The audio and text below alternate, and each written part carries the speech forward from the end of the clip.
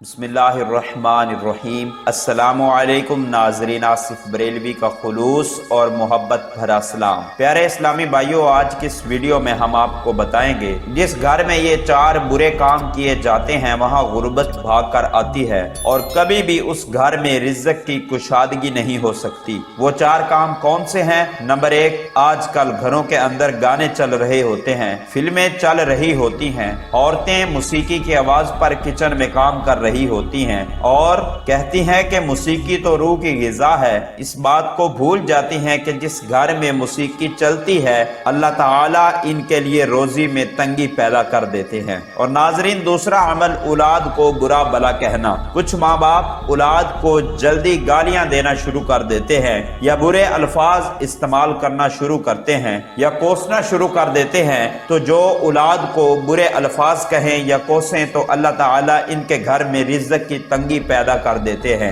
اور اسلامی بھائیوں، تیسرا عمل قرآن مجید کو بلا وضو ہاتھ لگانا۔ قرآن مجید اللہ تعالیٰ کا کلام ہے، ارشاد باری تعالیٰ ہے لا یمسہ الا المطہرون، یعنی قرآن مجید فرقان حمید کو ناپاکی کی حالت میں ہاتھ نہیں لگانا چاہیے۔ یہ قرآن مجید فرقان حمید کا فیصلہ ہے اور ہم باوضو ہو کر قرآن کریم کو ہاتھ لگائیں۔ اگر بے وضو قرآن کریم کو ہاتھ لگایا جائے تو اس وجہ سے بھی گھر میں رزق کی تنگی پیدا ہو جاتی ہے۔ چوتھا عمل جس سے رزق میں کمی آتی ہے وہ ہے آنکھوں کی بے حیائی۔ ناظرین، آج کے دور میں فحش مواد دیکھنا لوگوں کی عادت بن چکی ہے، لہٰذا جو لوگ اس برائی میں مبتلا ہیں وہ مختلف روحانی بیماریوں کا شکار تو ہوتے ہیں لیکن ساتھ ہی اللہ تعالیٰ ان کا رزق بھی تنگ کر دیتے ہیں۔ ناظرین، اگر آپ چاہتے ہیں کہ اللہ تعالیٰ آپ کا رزق کشادہ کرے تو ان 4 برے کاموں سے بچنے کی کوشش کریں۔ اللہ تعالی ہم سب کو سیدھے رستے پر چلنے کی توفیق عطا فرمائے۔ ناظرین، ویڈیو کو صدقہ جاریہ سمجھتے ہوئے اپنے دوستوں کے ساتھ ضرور شیئر کریں، ہو سکتا ہے آپ کے ایک کلک سے کسی کی زندگی سنور جائے۔ اگر آپ اس چینل پر نئے ہیں تو اس چینل کو سبسکرائب کر کے گھنٹی کے نشان کو دبا دیں